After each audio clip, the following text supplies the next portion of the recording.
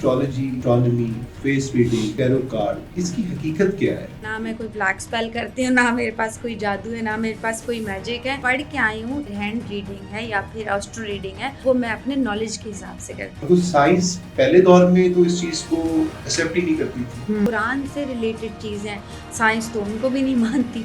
शख्स का जो ज़ोडिएक साइन है उसकी पर्सनैलिटी उसके अकॉर्डिंग ही है। हम तो जो है आपकी पर्सनैलिटी बनाते। एक बंदा जो है वो इतना अनसक्सेसफुल है और दूसरा इतना सक्सेसफुल। आपका 2025 जून जुलाई बहुत अच्छा गुजरेगा, लेकिन आपने कोई एफर्ट ही नहीं की। अस्सलाम वालेकुम व्यूअर्स, मैं हूं आपका होस्ट इमरान कुसर और पाकिस्तान अपडेट्स के एक स्पेशल पॉडकास्ट को हम लेके आ रहे हैं आपके पास। हमारे साथ बहुत ही स्पेशल गेस्ट और बहुत ही एक वेल नोन और रिनाउंड एस्ट्रोलॉजिस्ट और पामिस्ट और साइकिक रीडर मौजूद हैं, सिमराना शाह जी। कैसी हैं आप? अल्हम्दुलिल्लाह सर, मैं बिल्कुल ठीक, ज़बरदस्त। माशाल्लाह आजकल आप छाई हुई हैं, बहुत ज़्यादा आपकी प्रेडिक्शंस जो हैं वो लोगों के सामने आ रही हैं और वो नुमाया भी हैं।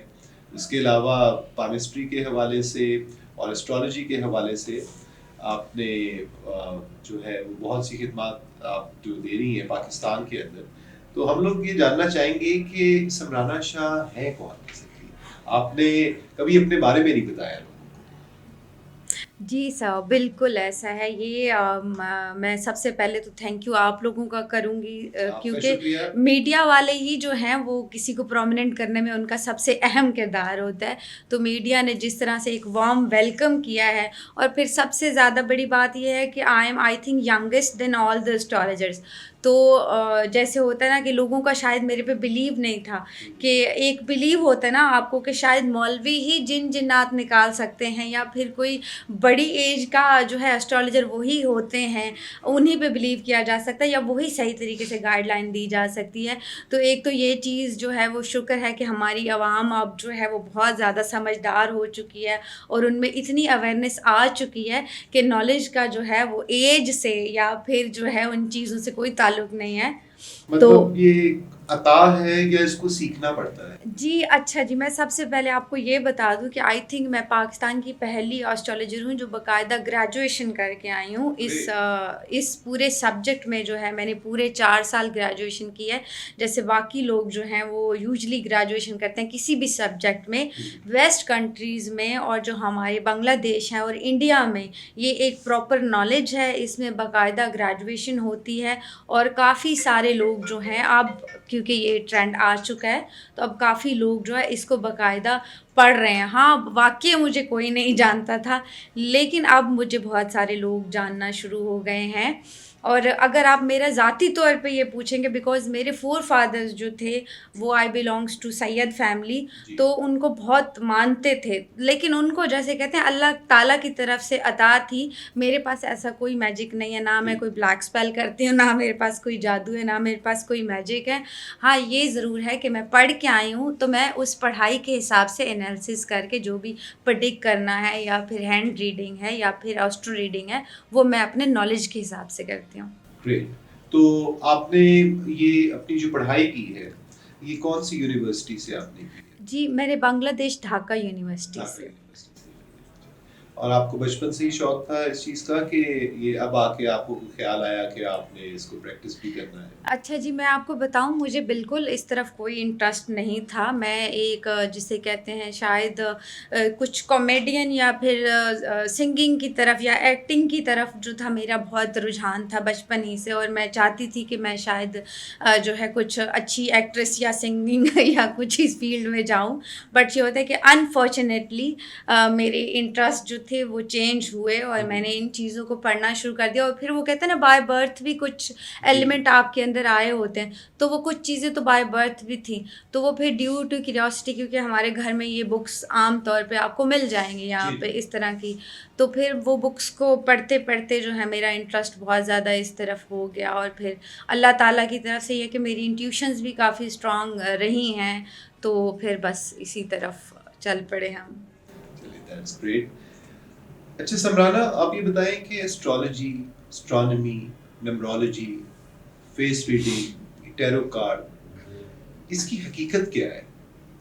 ये क्या इसमें से बहुत सी ऐसी चीजें जो कदीमी है, जी मतलब बहुत सी ऐसी चीजें हैं जो कि आपकी मॉडर्न एरा में आई हैं। बिल्कुल। तो इस हवाले से आप क्या बात करेंगे? What are the basics of these things? सब बेसिकली अभी वो कहते हैं ना, बहुत लोग हमें ये कहते हैं कि सितारे सियारे तो कितने मीलों दूर बैठे हुए हैं, इनका क्या हमारी लाइफ पे असर हो सकता है या क्या हमारी चीज़ों पे।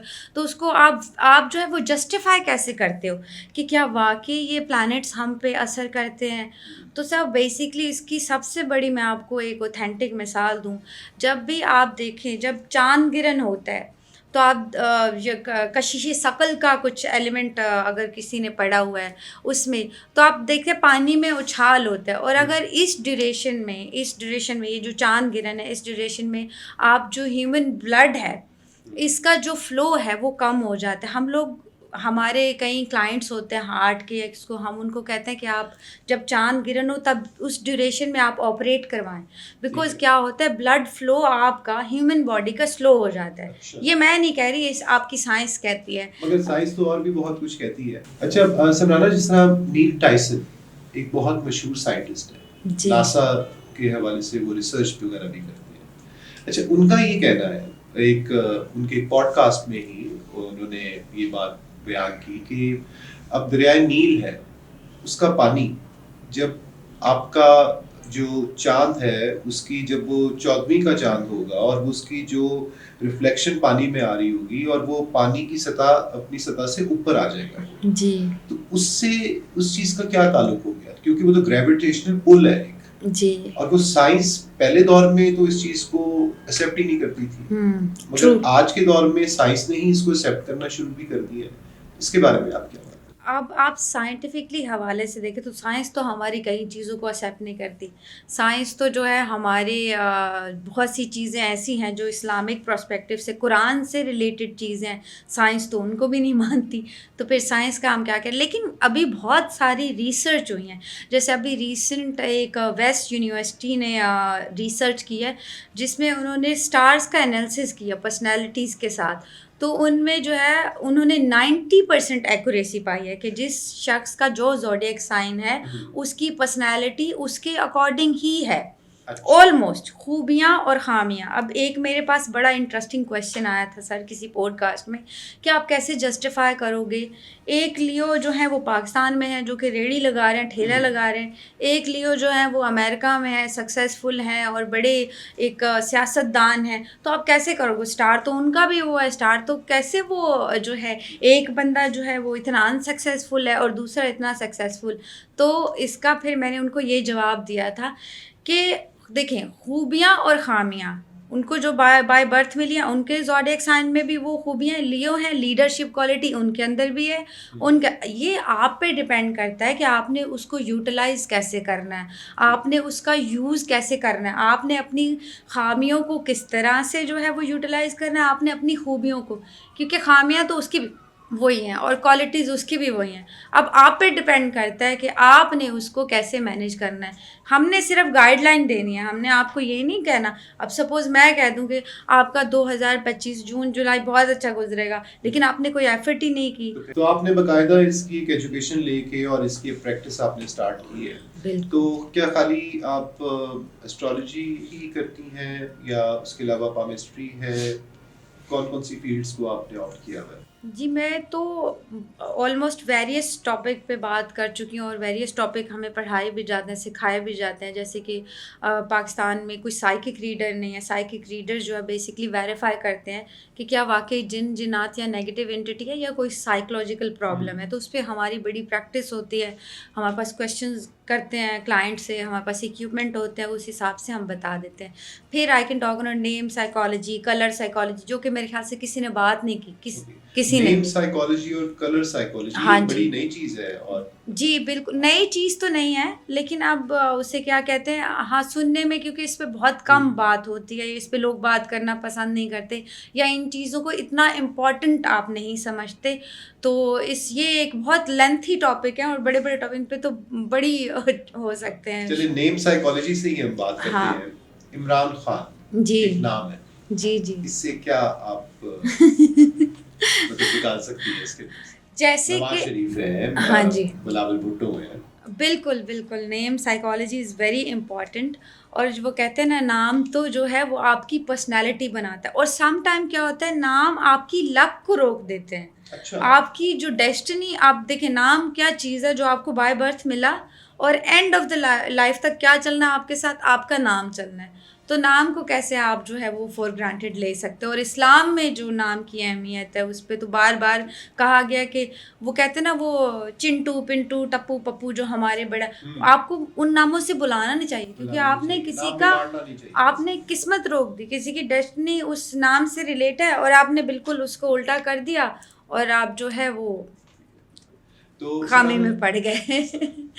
समराना जी, ये आपकी इस्लाम में जी। इसकी कितनी गुंजाइश है? क्या इस्लाम इसको किस तरीके से देखता है, अच्छा जी। एस्ट्रोलॉजी? अच्छा, मैं तो एक बात ये है कि मैं तो पढ़ के आई हूँ, तो ऑब्वियसली मैं ये बोलती हूँ कि काफ़ी इम्पैक्ट है तारों का, सितारों का, जो है हमारी पूरी पर्सनैलिटी पे जो है वो गहरा इम्पैक्ट डालते हैं। फिर अगर ऐसी कोई बात होती, कहते हैं साइंस नहीं एक्सेप्ट करती, चलो ये एक सेपरेट टॉपिक हम रख लेते हैं, लेकिन आप ये देखें अगर साइंस एक्सेप्ट नहीं करती तो इस्लामिक पॉइंट ऑफ व्यू से हम देखें तो आप हज़रत याकूब का दौर उठा के देख लें, उसके बाद हज़रत यूसुफ़ अलैहिस्सलाम, बाकायदा कुरान में सूरह है उसमें जहाँ पे लिखा है कि उनको जो है वो सितारों सितारों ने जो है वो सजदे किए, जी, 11 और उनके सितारे, 11 सूरज सितारे, और सूरज, चाँद, जी, उन्होंने उन्होंने अपने सज वालिद को जब बताया, एग्जैक्टली, हज़रत याकूब को जब हाँ, कहा था, उन्होंने एक ऐसा ख्वाब देखा, तो उस ख्वाब के हवाले से उन्होंने कहा कि अपने भाइयों के साथ इसका जिक्र मत करना, बिल्कुल, क्योंकि वो फिर मेरे ख्याल है कोई हसद का एलिमेंट हो बिल्कुल, सकता है, बिल्कुल, और ट्रू, उनके भाई जो थे वो इस चीज को हाँ, फील करते थे कि बिल्कुल, उनकी इंक्लिनेशन हाँ, उनके हजरत यूसुफ और उनके भाई की तरफ ज्यादा है, ना कि बिल्कुल, वो ट्रू, एक, ट्रू, क्योंकि वो जमात के तौर पे थे। बट अगेन उसमें तो वो ख्वाबों की हाँ, तामील के हवाले से बात है। ड्रीम इंटरप्रिटेशन, जी लेकिन लेकिन आप ये देखिए कि उनके पास सितारों का इल्म भी था, ठीक है। क्योंकि जब ये आ गया कि आपको सजदा किया तो किसी चीज़ ने आपको ओबे किया ना, ऐसे तो ही बात। उनके पास सितारों का नॉलेज भी था, पूरा इल्म था। जैसे अभी अभी तो ये हमने एक न्यू चीज़ देख ली ना कि हम पर्सनालिटी, लेकिन पहले दौर में आप देखें मौसम का हाल पैगंबरी देखें, में जी हाँ, आप कह रही हैं कि क्योंकि अब पैगंबर पे तो वही नाजिल बिल्कुल, होती है, बिल्कुल, और हाँ, जब उनको कुएं में डाला गया तो उस पे अल्लाह ताला की तरफ से उन पे वही नाजिल भी हुई बिल्कुल, कि बिल्कुल, परेशान ना हो, हाँ, और इसी तरह बिल्कुल, से मतलब हाँ, एक चीज थी कि, तो इसका मतलब ये पैगंबरी में भी ये बिल्कुल चीजें ऐसा। देखिए आ रही जैसे हर पैगंबर को एक अलहदा से पावर दी गई थी, जी तो हज़रत यूसुफ के पास था, सितारों का इल्म था, सियारों का इल्म था, पूरा प्रॉपर सूरज का, जैसे डेस्टिनी वो उनको पता था कि मगरिब में जाना है, मशरिक में जी जाना है। जैसे पहले अभी भी हम सितारों या मौसम का हाल जिनसे रिलेट करते हैं वो भी जी इनसे जी करते हैं ना, तो वो प्रॉपर, अगर ये अहमियत ना होती तो अल्लाह ताला को क्या ज़रूरत थी ये बिल्कुल। इल्म जो है पैगंबरों को देने अल्लाह की। ताला ने तो ये भी बयान किया बिल्कुल, कि ये अपने दायरे में घूमते हैं, घूमते हैं बिल्कुल सारे, भी है, बिल्कुल, सितारे जो है वो हुँ, रास्ता दिखाते हैं, बिल्कुल, मगर ट्रू, उसमें ट्रू, अकल वालों के लिए निशानियां हैं। निशानियाँ, तो यस, इसमें आपने जिस तरह कहा कि इट्स नॉट अ लैंग्वेज, हाँ, इट्स ऑल अबाउट कि आप उससे गाइडलाइन ले सकते गाइडलाइन हैं। ले सकते हो। राइट। अब बेसिकली हमने कहाँ पे, हम हमारे ना, ऑब्वियसली हम मुस्लिम हैं तो हर चीज़ में एक्सट्रीम पे भी चले जाते हैं ना, बहुत से कि पहलू है जिनको देखना पड़ता है। बिल्कुल, अब क्या है कि आपने सिर्फ ये नॉलेज को ना, जैसे सिर्फ गाइडलाइन के तौर पे लेना है। कोई बंदा आपको आके ये कहता है ना कि मैं आपको आपका फ्यूचर बता दूंगा, मैं आपको आपका हाल, तो वो हमें ना अल्लाह ताला ने वो इल्म दिया ही नहीं है। जैसे तोता फाल निकालना और नहीं बाकी सर, चीजें, ये ये अच्छा, सारी मैं एक चीजें। बात बताऊं, मैं तो टैरो कार्ड को भी ढोंग कहती हूँ। अच्छा। एक तो ये है कि ये ग्रीक गॉड्स से रिलेटेड जो है वो पूरा, जैसे गॉड्स की पिक्चर आती हैं, हम्म लूसीफर की आती है या फिर जैकल की आती है, तो वो गॉड्स की पिक्चर्स के अकॉर्डिंग हमारा फ्यूचर कोई कैसे बताएगा, या तोता कैसे आपको कोई फ्यूचर बता। हम तो प्रॉपर एनालिसिस करते हैं सर, ये कितने, आप एक बर्थ चार्ट बनाने में 5-6 घंटे लग जाते हैं, आपका पूरा दिमाग यूज़ होता है, आप, हम तो वो साइंटिफिक पहलुओं से चीज़ें देखते हैं। इसमें आप न्यूमरोलॉजी भी इस्तेमाल करती हैं क्योंकि इट्स अ लैंग्वेज, और इसकी प्रैक्टिस जो है वो हिंदुइज्म में भी होती है, क्रिश्चियनिटी में भी होती है, इसकी चाइनीज भी इसको फॉलो कर रहे होते हैं।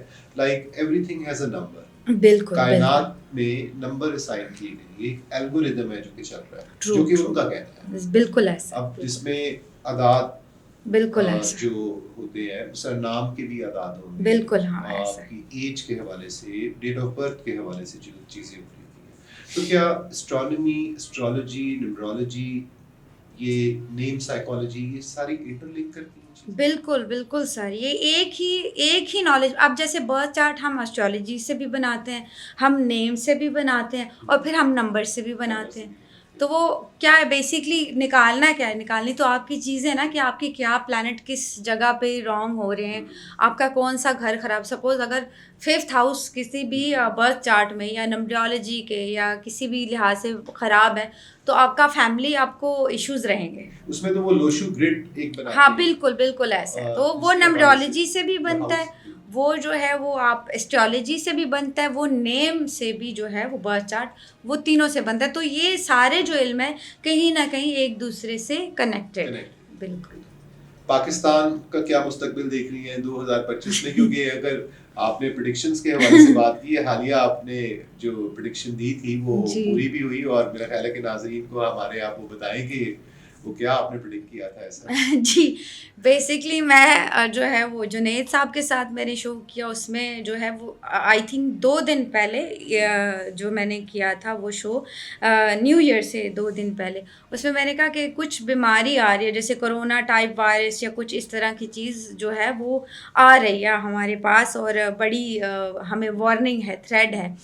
तो इनफैक्ट वो अभी गवर्नमेंट लेवल पे तो उनकी ये चीज अभी अनाउंस नहीं नहीं हुई, कहीं सर बट इट नहीं हुई हैज बीन थी। Reported in the media, international बिल्कुल मीडिया भी, बिल्कुल। लोकल मीडिया के हवाले से। जी, मैंने सुना है कि वो सील कर दिया, लेकिन फिर भी हमारे बड़े न्यूज़ चैनल्स पे ये बात जो है वो आ गई थी। फिर मैंने ये भी कहा था कि ये इतनी स्वेयर नहीं होगी जिस तरह पहले कोरोना स्वेयर था, इस पे कंट्रोल कर लिया जाएगा विद इन 2 मंथ्स या 3 मंथ्स जो हैं। अच्छा, पहले 2 मंथ्स अगर मैं देखूँ तो पाकिस्तान के लिए भी बड़ी जैसे क्रिटिकल सी एक सिचुएशन बनी हुई है। कुछ दुश्मन जो है वो कहते हैं नज़र रखे हुए हैं, या एक तरह से ज़मीन की सिचुएशन ख़राब हुई है, शायद आपको आगे जाके ज़लज़ले फेस करना पड़ सकते हैं, अल्लाह ना करे। वो कहते हैं हम सिर्फ प्रेडिक्ट करते हैं, बाकी दुआ और सदका 2 ऐसी चीज़ें हैं जो आपकी चीज़ें दुरुस्त कर जाते हैं कितनी भी ख़राब हो।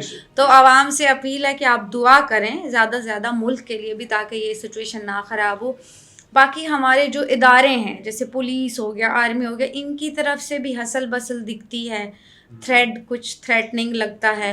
तो ये जो 2 मंथ है इनिशियली, ये तो मैं सर वैसे मैं इस ईयर को कहती हूँ कि ये ना बस एंड ऑफ द वर्ल्ड की तरफ हमारे कुछ स्टेप्स जो हैं बिल्कुल ऐसे। अगर आप प्लैनेट पोजीशन देखें, जैसे पहली वॉर जब हुई थी उसका एनालिसिस और वो बर्थ चार्ट जो आता है पूरे वर्ल्ड वाइज, वो ही बर्थ चार्ट पे जो प्लैनेट पोजीशन जो है वो ही आ रही है जो पहली उस वर्ल्ड वॉर 1 के टाइम पे थी, वही सेम पोजीशन जो है सितारों की अभी के टाइम पे बनती है। एंड ऑफ द ईयर जाके वही पोजीशन हमारे पास बन रही है। लेकिन वो कहते हैं ना कि हतमी फैसला अल्लाह ताला के हाथ में होता है, कब प्लैनेट बदल जाए, कब पोजीशन बदल जाए, कुछ नहीं आप कह सकते इस मामले में। पाकिस्तानी सियासतदानों के हवाले से आप क्या कह रही हैं कि उनके सितारे क्या कहते हैं? बिलखसूस इमरान खान के, इमरान खान जो है वो बड़े अरसे से ही इज बिहाइंड बार्स। बिल्कुल बिल्कुल। क्या देख रही है उनका सर मैंने तो पता नहीं कितने शोज पे जाके क्लियरली बोला कि प्लीज़ अगर मुझे कोई तहरीक इंसाफ वाले सुन रहे हैं या कहीं से भी, तो अब आपके पास ऑफर आती है, आप उसको एक्सेप्ट करें। अच्छा। क्योंकि आपकी अच्छी प्लान पोजीशन बनी हुई है, अदलिया की तरफ से रिलीफ, बल्कि ये मेरी प्रेडिक्शन सच हुई। मैंने कहा था कि इनको कोई रिलीफ मिल रहा है अदलिया की तरफ से, पीछे बड़े बंदे उनके रिहा हो गए, लेकिन अब बहुत अच्छी प्लान पोजीशन बनी हुई है। तो आपको अगर ऑफ़र, और बात सिर्फ निगोशिएशन पे है, अगर आप वो निगोशिएशन एक्सेप्ट कर लें तो आपके लिए बहुत अच्छा रहेगा, नहीं तो फिर काफ़ी इंतज़ार करना पड़ेगा। जी, काफ़ी इंतज़ार, लंबा इंतज़ार जिसको कह सकते हैं वो करना पड़ेगा। अगर सियासत के हवाले से बात करूं तो सर मैं तो पहले और भी कई जगह पे ये कह चुकी हूँ कि जून जुलाई में मुझे तो कुछ तब्दीलियाँ दिखती हैं, और मे भी कोई बड़ी तब्दीली भी हो सकती है। तब्दीली तो नहीं देख रही आप गवर्नमेंट के सेटअप में? तो शायद तब्दीली ना हो, लेकिन वैसे जो है वो तब्दीलियाँ आपको दिखेंगी शायद। अगर मैं तो ये बोलती हूँ अगर जून जुलाई तक ये नून लीग रह जाते हैं तो रह जाएंगे, जून जुलाई गुजार लें। अदरवाइज़ ये भी मुझे इतना इनका जो है वो गवर्नमेंट स्टेबल नहीं लगती। जून जुलाई गुजार जाएंगे तो पूरा ड्यूरेशन करके जाएंगे। सिर्फ जून जुलाई में इनको थोड़ा सा जैसे कि अपनी स्टेटमेंट जो है वो आपने तरीके से देनी है, कोई कंट्रोवर्सी ना क्रिएट हो जाए, ऐसा कुछ नहीं कहना जिससे आवाम जो है भड़क जाए, क्योंकि फिर उससे आपकी हुकूमत को खतरा हो। बहुत शुक्रिया आपका, thank you so much Simrana. Thank you ji.